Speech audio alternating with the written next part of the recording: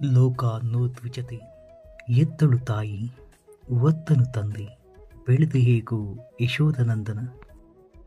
ನುಡಿಸಿದೆ ನೀನು ನಲಿದಳು ಅವಳು ಬ್ರಹ್ಮನ ಹಣತೆಯಂತೆ ಅಷ್ಟಸತಿಯರು ಹಾದು ಹೇಗೋ ರಾಧಾಕೃಷ್ಣ ಬಂಧನ ಬಿಟ್ಟೆ ಸ್ನೇಹ ಕೊಟ್ಟೆ ಗೋಪಾಲಕನೇ ಗಿರಿ ಎತ್ತಿ ಗೋವರ್ಧನ ಎನಿಸಿಕೊಂಡೆ